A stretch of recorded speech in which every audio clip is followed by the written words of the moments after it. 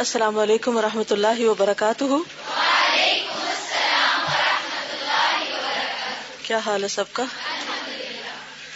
الحمد للہ. نحمده ونصلی علی رسولہ الکریم. اما بعد فاعوذ باللہ من الشیطان الرجیم. بسم اللہ الرحمن الرحیم. رب اشرح لی صدری ویسر لی امری واحلل عقدۃ من لسانی یفقہوا قولی. کل کے لیسن میں سے کوئی بات یاد رہی؟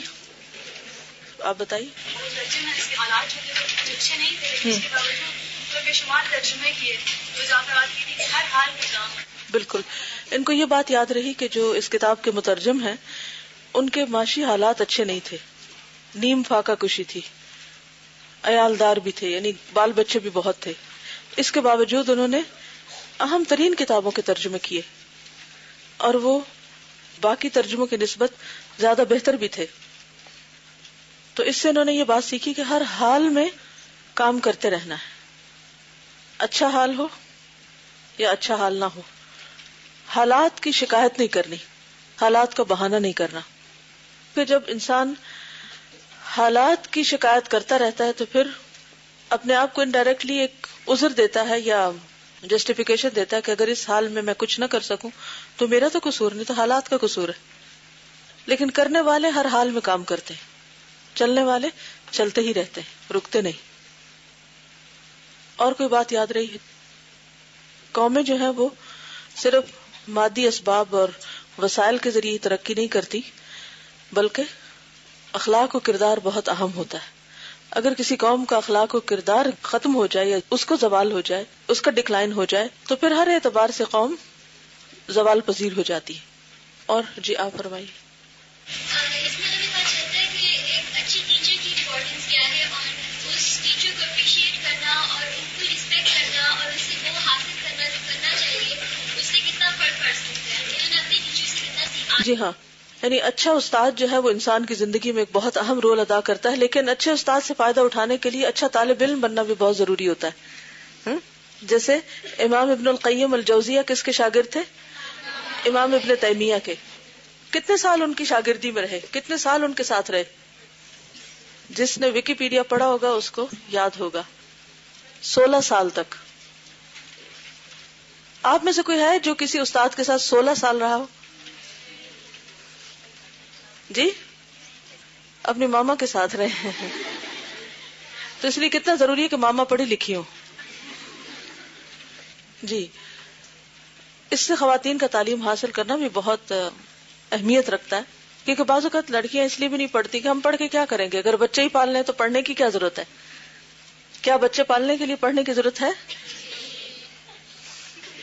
بہت زیادہ ضرورت ہے.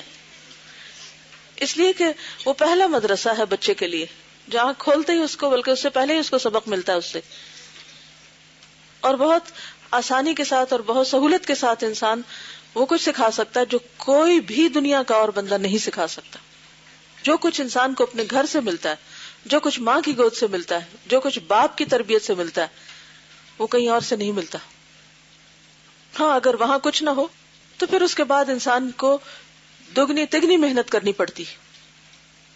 اور پھر آپ دیکھیے کہ بعض اوقات کچھ لوگ استاد کا اس حال میں تو ساتھ دیتے ہیں جب حالات اچھے ہوں، لیکن جب کوئی تنگی آ جائے، مشکل آ جائے تو پھر چھوڑ کے چلے جاتے ہیں. ابن القیم الجوزیہ نے کن حالات میں ساتھ دیا؟ اس سے پہلے بھی چونکہ استاد اور شاگرد کی کچھ امور کے بارے میں ایک ہی رائے تھی، اس رائے کا جب انہوں نے اظہار کیا تو جو تعذیب اور مشقت اور تکلیف استاد کو دیکھنی پڑی، شاگرد کو بھی ساتھ ہی دیکھنی پڑی. لیکن اس کے باوجود بھی انہوں نے ان کا ساتھ نہیں چھوڑا، حتیٰ کہ جیل میں بھی ان کے ساتھ رہے. اور پھر ان کے مرنے کے بعد وہ ان کے نظریے کے بہت بڑے علمبردار تھے. جی، اور کیا سیکھا؟ جی ہاں، انہوں نے قید کے دوران قرآن مجید کو سب سے زیادہ پڑھا، اس پر بہت زیادہ غور و فکر کیا. آپ نے اس سے کیا سبق لیا؟ کوئی خاص پریکٹیکل لائف کا بہت بڑا سبق؟ جی، تنہائی میں بہت اچھا غور و فکر کر سکتے ہیں. اور جی آپ؟ آج کل جیسے حالات چل رہے ہیں تو فٹنس ہونے کی وجہ انہیں میں ان میں عمل کرنا مزید کرنا چاہیے.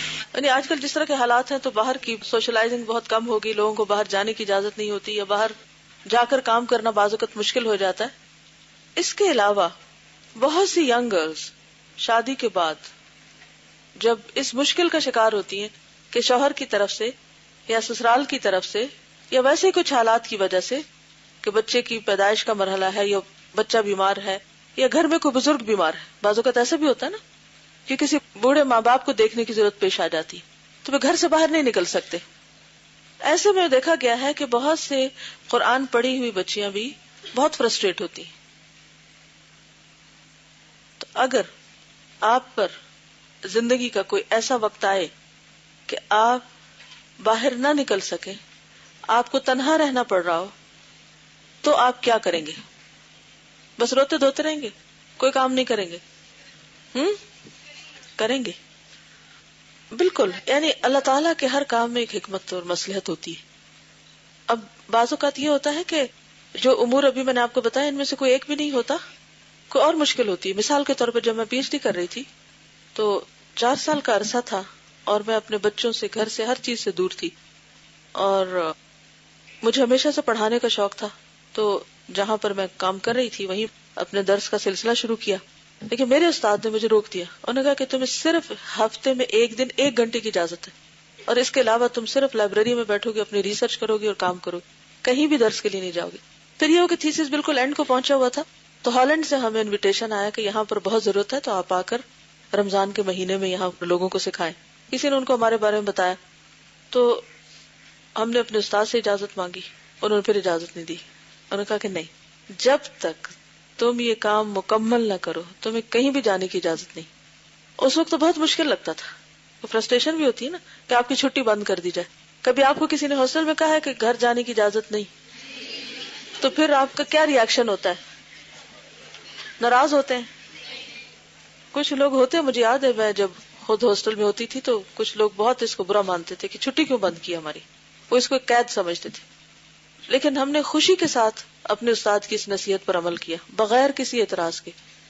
کیونکہ ہوتا یہ نا کہ ہم جتنے بھی بڑے ہو جائیں، جتنے بھی سمجھدار ہو جائیں، پھر بھی ہمیں اپنے سے زیادہ سمجھدار لوگوں کی نصیحت کی ضرورت ہوتی ہے، کیونکہ وہ اوپر سے دیکھ رہے ہوتے ہیں نا. آپ دیکھیں کہ گراؤنڈ فلور سے کسی چیز کو دیکھنے والا اور 7th فلور سے دیکھنے والا دونوں کی نظر برابر ہوتی ہے. جو نیچے سے دیکھتا ہے وہ ایک محدود ایریا کو دیکھتا ہے، اور جو اوپر سے دیکھتا ہے وہ کہاں سے دیکھتا ہے؟ بہت دور تک دیکھتا ہے. وہ اس کے مطابق مشورہ دیتا ہے کہ تم کس راستے پہ چلو اور کس پہ نہ چلو. مثلا اگر آپ خود چل رہے ہیں تو ہو سکتا ہے سامنے والے گڑھا بھی آپ کو نظر نہ آ رہا ہو چند قدم پر، لیکن جو اوپر کھڑا ہے اس کو نظر آ رہا ہے کہ سامنے کیا ہے. وہ آپ کو کہے گا نہیں اس راستے پہ مت چلو، آگے سے ہلاکت ہے. تو اس لیے بے حد ضروری ہوتا ہے کہ انسان اپنے سے بڑوں کی بات مانے، جو علم میں بھی بڑے ہوں، تجربے میں بھی بڑے ہوں اور آپ کے لیے مخلص بھی ہوں. ایسے لوگ بھی بہت کم ہوتے ہیں جو علم اور تجربہ زیادہ رکھتے ہیں اور ساتھ آپ کے لیے سنسیئر بھی ہوں اور آپ سے جیلس نہ ہو. تو اس میں یہ ہے کہ انسان کو زندگی میں حالات کبھی بھی ایک جیسے نہیں رہتے. آج کل آپ ہو سکتا ہے اپنے آپ کو بڑا پابند محسوس کریں، لیکن یقین کریے کہ آپ سے زیادہ آزاد کوئی نہیں، خاص طور پر جو ہاسٹل میں رہ رہے ہیں. اب آپ کو یہ بات بہت عجیب لگے گی کہ میں آپ کو آزاد کہہ رہی ہوں جبکہ آپ تو شکنجوں میں جکڑے ہوئے ہیں. آزاد اس اعتبار سے ہے کہ آپ کے اوپر گھر والوں کی کوئی ذمہ داری نہیں، شوہر کی طرف سے کوئی ڈیمانڈ نہیں، بچوں کی طرف سے کوئی ذمہ داری نہیں، آپ صرف اپنی جان ہی کی ذمہ دار ہیں. اور کچھ لوگ تو کام کرنے کے لیے اپنے آپ کو خود بھی قید کر لیتے ہیں. میں جب یونیورسٹی میں تھی تو مجھے ڈسٹربنس سے بہت مشکل ہوتی تھی کہ میں کام لکھنے لگتی تو لوگ آ جاتے، فالتو باتیں شروع کر دیتے، کام نہیں کر سکتی تھی. تو پھر میں نے یہ طریقہ کیا کہ اپنی ایک دوست کو کہا کہ تم مجھے باہر سے لاک کر دیا کرو. 4 گھنٹے 5 گھنٹے کے لیے میں اپنا کمرہ باہر سے لاک کرا دیتی تھی. لوگ آتے تھے، وہ کہتے تھے اوہ کمرہ لاک ہے، چلے جاتے تھے، ناک بھی نہیں کرتے تھے. ورنہ اگر آپ صرف اندر سے کنڈی لگائے تو کیا ہوتا ہے؟ ناک کرتے ہیں اور وہ بہت غصہ کرتے ہیں. اور وہ ہوتے کون ہیں؟ وہ ہوتے بھی آپ کے بڑے چاہنے والے ہیں جو آپ کے ساتھ یہ ظلم کرتے ہیں کہ آپ کو کام نہیں کرنے دیتے. حالانکہ آپ اپنی ذات کے لیے کچھ نہیں کر رہے ہوتے، آپ کس کے لیے کر رہے ہیں؟ لوگوں کی خدمت کے لیے کر رہے ہیں. لیکن لوگ اس کو نہیں سمجھتے کہ یہ کسی کی خدمت ہے. بعض اوقات یہ ہماری اپنی خود غرضی ہوتی ہے نا. تو اس میں مجھے کیا ملتا، مجھے 4 گھنٹے مل جاتے، 5 گھنٹے مل جاتے، اور میں یکسوئی کے ساتھ جتنا لکھنے کا کام ہوتا ہے جو بھی کرنا تو میں کر لیتی. تو کبھی بھی تنہائی کو، کسی کی جدائی کو، کسی چیز سے محرومی کو اپنے اوپر مسلط نہ ہونے دیں. ایسے وقت کو بہتر کام میں لگائیں. اور قرآن پڑھنے سے بہتر کام اور کیا ہو سکتا ہے؟ قرآن کے اندر غور و فکر کرنے سے بہتر کام کیا ہو سکتا ہے؟ اور پھر آپ دیکھیے کہ ہمیں تو آج کل اتنی سہولتیں میسر ہیں.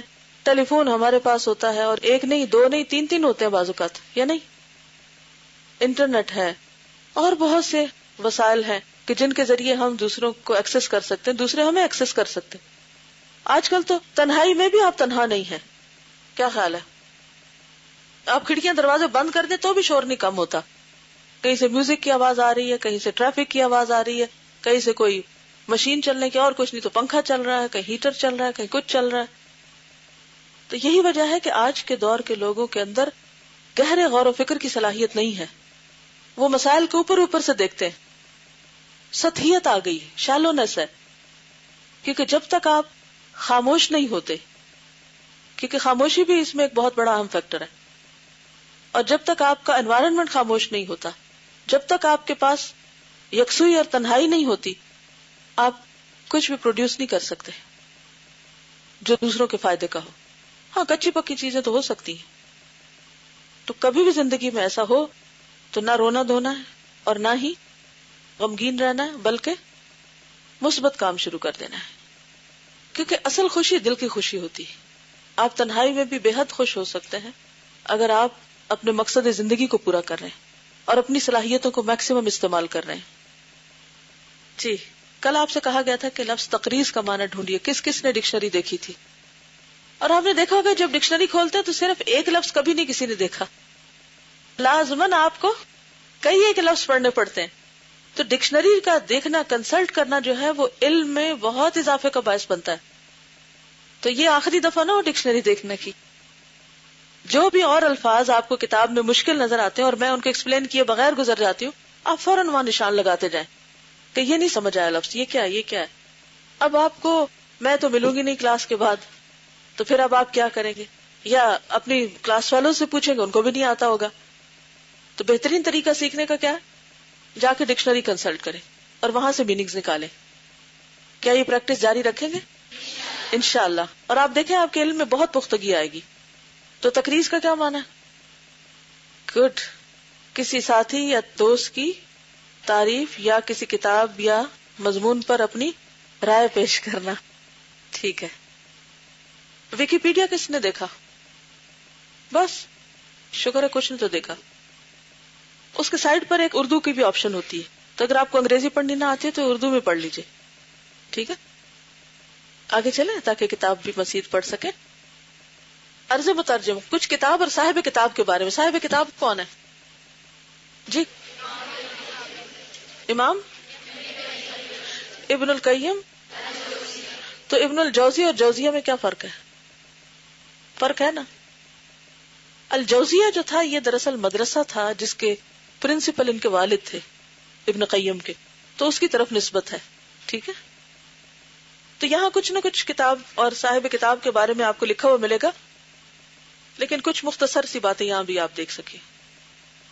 الحمدللہ الذی ارسل رسولہ بالہدی ودین الحق لیظہرہ علی الدین کلہ ارسلہ بشیرا ونذیرا صلوات اللہ وسلامہ علیہ وعلی آلہ واصحابہ ومن تبعہ الی یوم الدین. اما بعد.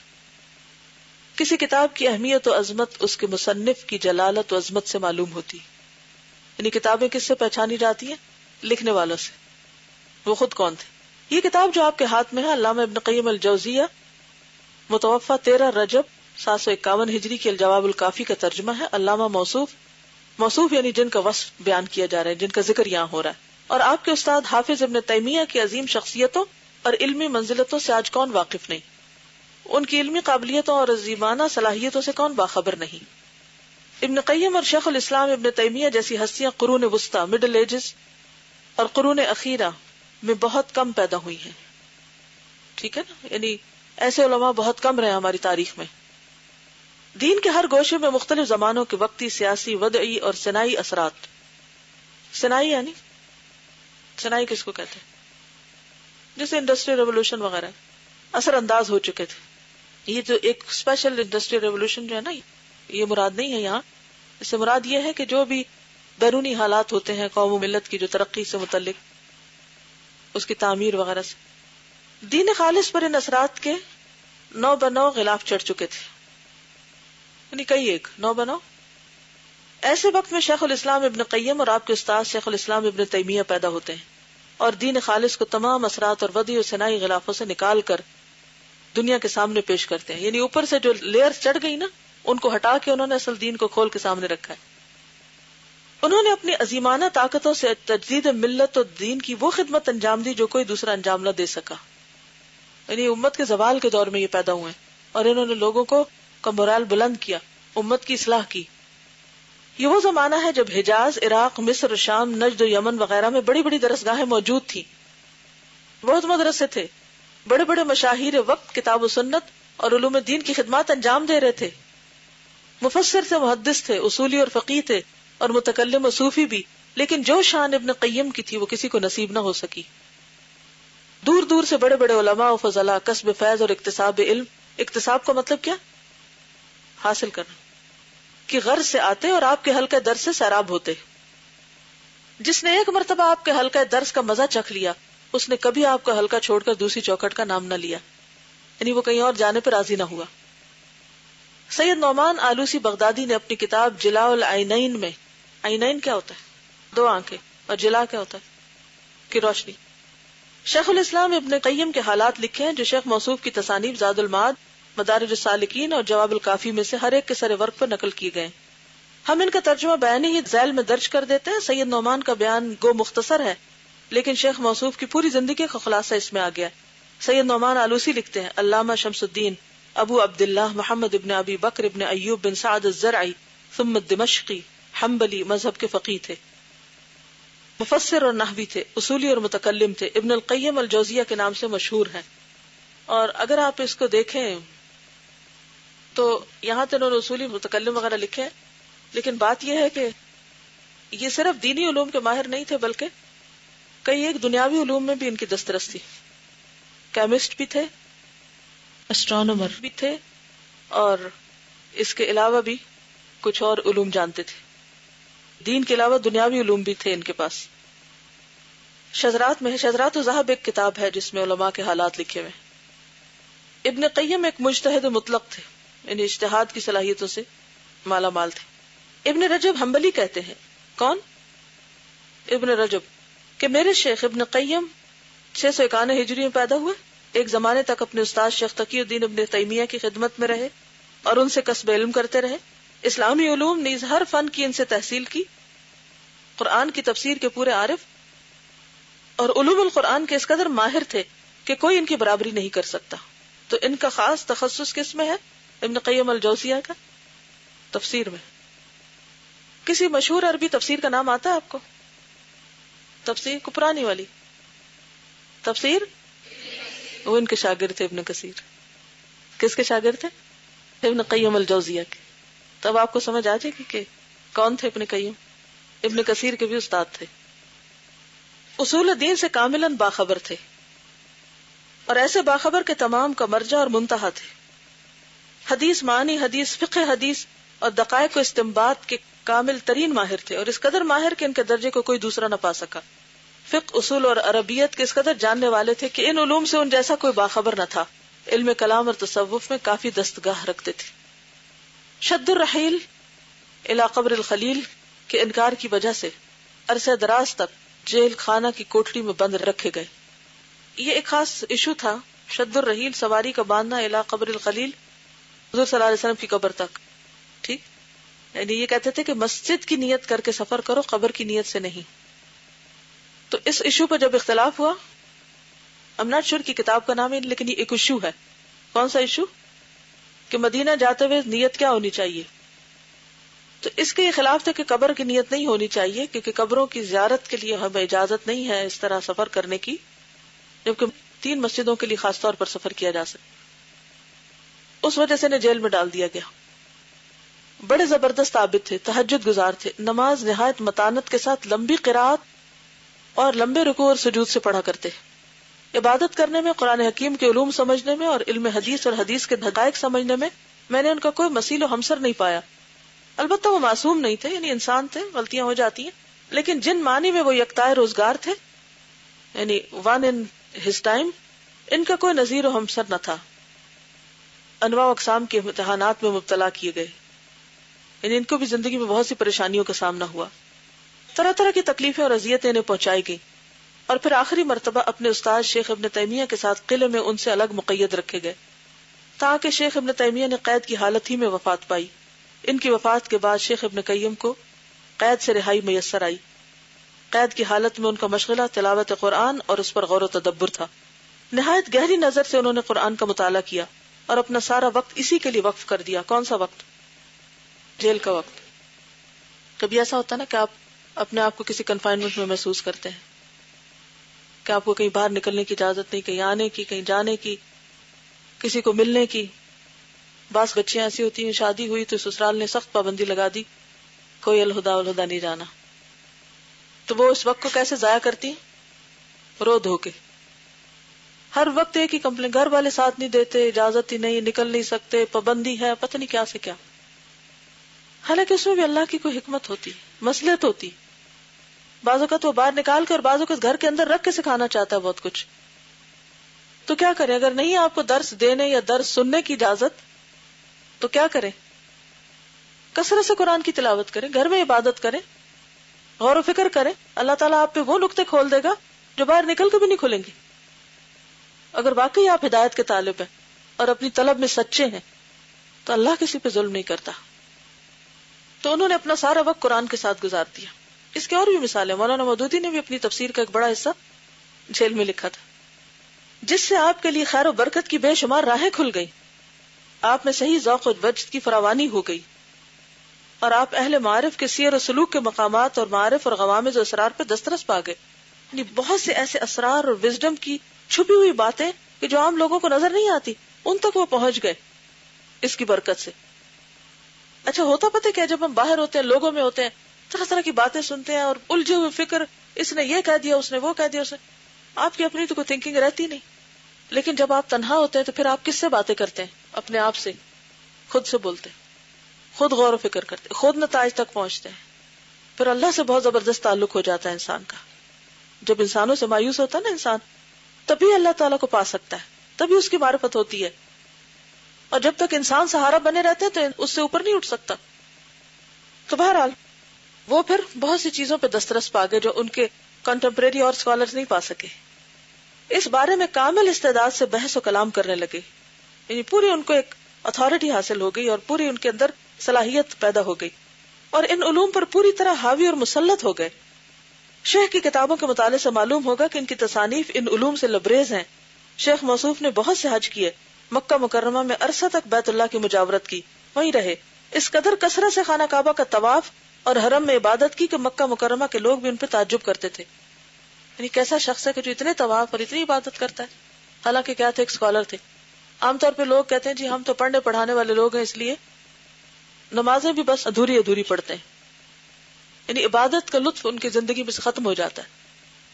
تو ایک نہ ایک وقت ضرور مقرر کرنا چاہیے کہ جس کو آپ عبادت کے لیے خاص کریں، اس میں تلاوت، اس میں دعا، اس میں نفل.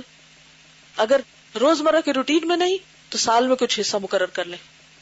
کچھ لوگ جیسے عمرے پہ چلے جاتے ہیں یا حج پہ چلے جاتے ہیں. عام طور پہ ہم ویکیشن کا کیا مطلب سمجھتے ہیں کہ پہلے سے بھی زیادہ کھل، جس دنیا میں اب ہے اس سے بھی زیادہ دنیا میں اور چلے جائیں. جبکہ مومن کی ویکیشن کیسی ہوتی؟ ہولی ویکیشن ہوتی ہے. اس سے کیا ہوتا ہے؟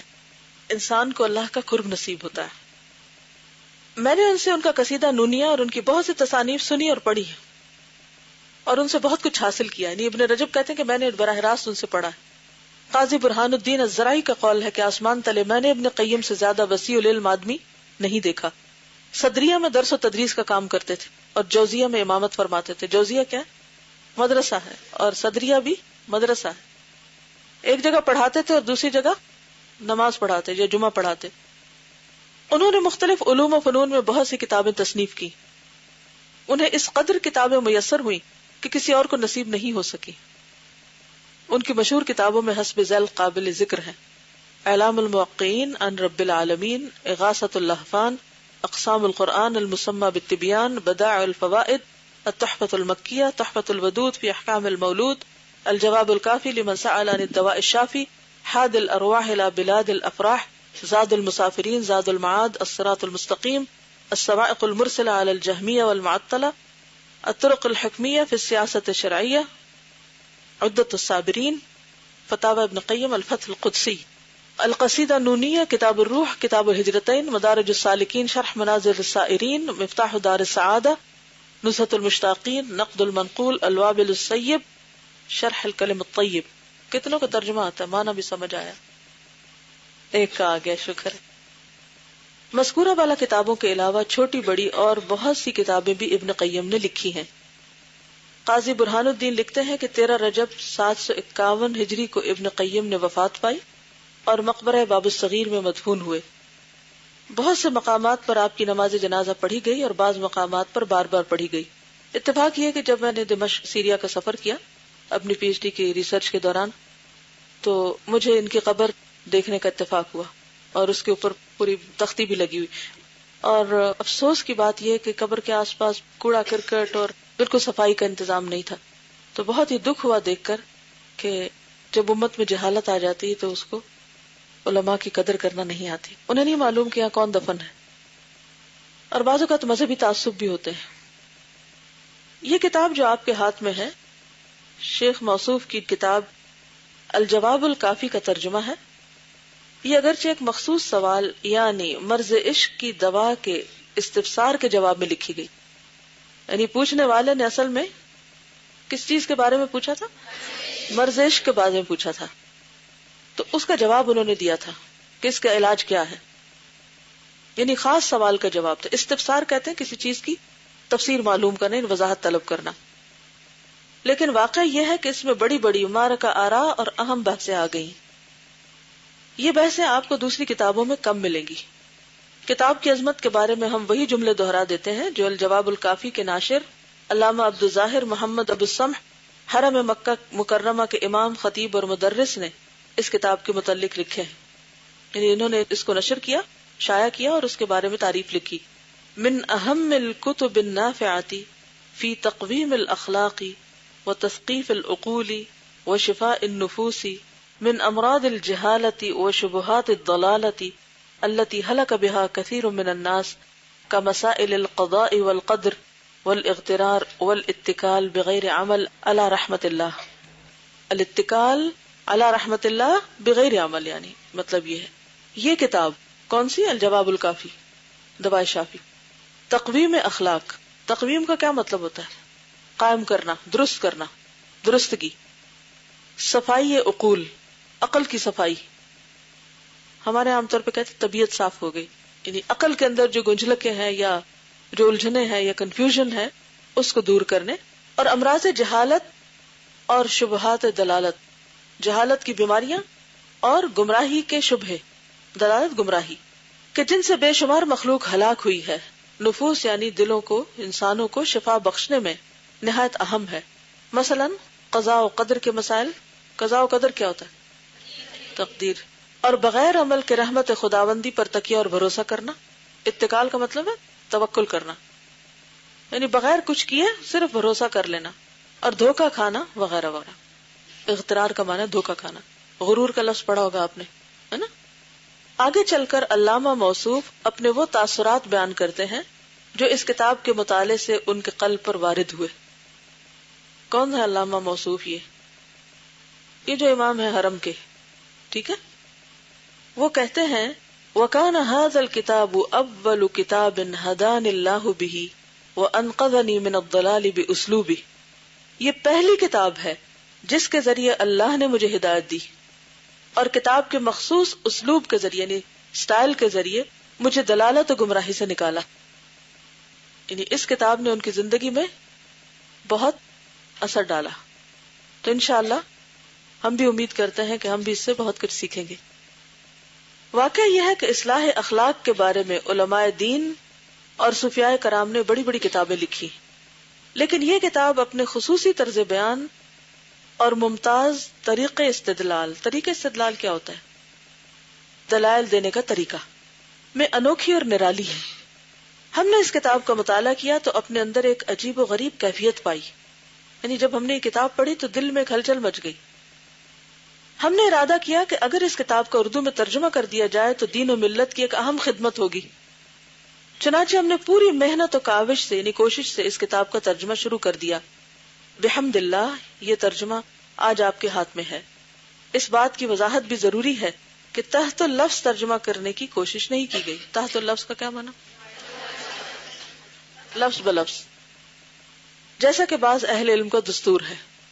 اس سے کتاب کی اہمیت اور اس کے مطالب واضح نہیں ہوتے. یعنی بعض اوقات لفظ کا ترجمہ تو آتا مگر مفہوم نہیں پتہ چلتا. جیسے آپ لوگ لفظی ترجمہ جانتے پھر آپ کو کہتے با محاورہ لکھ کر لائیں، اس کا کیا مقصد ہوتا ہے لکھوانے کا؟ تاکہ مفہوم سمجھ میں آئے. بلکہ بسا اوقات مطلب بالکل خبط ہو جاتا ہے. خبط یعنی الٹ جاتا ہے، کہ معنوں میں یہاں سمجھ لیجئے. ہم نے ترجمے میں یہ کوشش کی ہے کہ مصنف کا مطلب اور مقصد پوری طرح واضح ہو جائے کہ وہ کیا کہہ رہا ہے. تاہم ہماری کوشش یہ رہی ہے کہ الفاظ اور عبارت سے کلیتاً الگ نہ ہوں، یعنی ٹیکسٹ سے دور نہ جائیں، اور ترجمہ بھی نہایت سلیس یعنی آسان اور با محاورہ ہو. با محاورہ یعنی اردو محاورے کے مطابق. خدا قدوس اس حقیر خدمت کو قبول فرمائے اور اپنے صالح اور نیک بندوں کو طفیل احکر کو اپنی مغفرت اور رحمت سے نوازے کہ اس کی رحمت اس کے غضب پر غالب ہے. سبقت رحمتی غضبی، میری رحمت میرے غضب پر غالب ہے. قارئین کی خدمت میں گزارش ہے کہ اس کتاب سے مستفیض ہو اور احکر کو اپنی مخصوص دعاؤں میں ضرور یاد رکھیں. العبد المذنب، گناہگار بندہ، ابو العلا محمد اسماعیل گودروی، کان اللہ لہو. کیا مطلب ہے کان اللہ لہو؟ اللہ اس کا ہو جائے، یعنی اللہ اس کو کافی ہو جائے. تو چلیے ان کے لیے دل میں دعا کیجیے، کیونکہ جو ہم پر احسان کرتا ہے اس کا احسان ماننا لازم ہوتا ہے. اب وہ ہمیں تو نہیں دیکھ رہے، نہ وہ سن رہے، تو بےچارے فوت ہو چکے. اب دیکھیے کہ جب وہ ترجمہ کر رہے ہوں گے، میں سوچ رہی تھی اس کو پڑھ کے کہ جب وہ زندہ ہوں گے تو وہ لکھ رہے ہوں گے تو انہوں نے سوچا ہوگا کہ کوئی اس کتاب کو پڑھے گا اور پھر فائدہ اٹھائے گا، لیکن انہوں نے یہ کم سوچا ہو شاید کہ جب میں فوت ہو جاؤں، یہ دنیا سے چلا جاؤں گا، تو اس وقت بھی لوگ اس سے فائدہ اٹھائیں گے اور اس وقت بھی میرے لیے کوئی دعا کرے گا. ایک اچھا کام کرنے والے کا اجر کبھی بھی ضائع نہیں ہوتا. کوئی دلیل ہے آپ کے پاس؟ قرآن پاک میں آتا ہے ان اللہ لا یضیع اجر المحسنین، اللہ محسنین کا اجر ضائع نہیں کرتا. آپ کسی کے ساتھ بھی احسان کریں وہ ضائع نہیں ہوتا. ہو سکتا ہے کہ آپ سوچیں کہ ہماری تو اب اتنی عمر ہو گئی، اگر ہم کسی کے لیے اچھا کریں تو ہمیں کب بدلہ ملے گا، کیا پتا اس سے پہلے ہم مر جائیں. تو ضروری نہیں ہوتا. مومن کے لیے یہ جو مرنے کے بعد کی زندگی ہے نا، یہ بہت بڑی ہوپ ہے، بہت بڑی امید کی چیز ہے. کیونکہ اس میں کیا ہوتا ہے کہ جو چیز انسان کو آج نہیں ملی، فوری اجر نہیں ملا، فوری فائدہ نہیں ملا، وہ اللہ کے ہاں جمع ہو گیا اور اللہ تعالیٰ اس کا فائدہ ضرور پہنچائیں گے. تو اس لیے کبھی بھی مایوس نہ ہو. اچھا کر کے اگر فائدہ نہیں بھی پہنچتا تو بھی اچھا کرتے جائیں، کیونکہ شیطان ہمیں اس وقت بہت بہکاتا ہے. کیا ملا تم کو، کیا حاصل ہوا؟ کبھی ایسا سوچواتا ہے نا، اتنا کچھ کیا کیا ملا؟ فلاں کے ساتھ اچھا کیا، فلاں کام اچھا کیا، اتنی نمازیں پڑھی، اتنے صدقے خیرات کیے، پھر بھی یہ مصیبت آ گئی، کیا فائدہ ہوا اتنا کچھ کرنے کا؟ کوئی نہیں سنی جاتی میری دعائیں. شیطان ایسی مایوسی کی باتیں ڈالتا ہے نا دل میں. لیکن اس وقت کیا کہا کریں، اے شیطان تم جھوٹے ہو اور اللہ سچا ہے. لکھ لیں یہ جملہ اپنے پاس، یہ بھی بھول جائیں گے، شیطان بھلوا دے گا اس کو. کیا کہیں گے اس وقت جب ایسے وسوسے آئیں گے؟ شیطان تو جھوٹا ہے اور میرا رب سچا ہے. پھر کس کی بات مانیں گے؟ اللہ کی بات. اور اللہ کیا فرماتا ہے کہ محسن کا اجر ضائع نہیں ہوتا، کبھی ضائع نہیں ہوتا. تو اللہ تعالیٰ کی ہر بات حق ہے، سچ، لا ریب فیہ ہے. ٹھیک ہے، آج کے لیے اتنا ہی کافی ہے. انشاءاللہ العزیز اللہ نے چاہا تو کل پھر ہم آگے چلیں گے. جزاکم اللہ خیرا. سبحانک اللہم و بحمدک، نشہد ان لا الہ الا انت، نستغفرک و نتوب الیک. السلام علیکم و رحمۃ اللہ وبرکاتہ.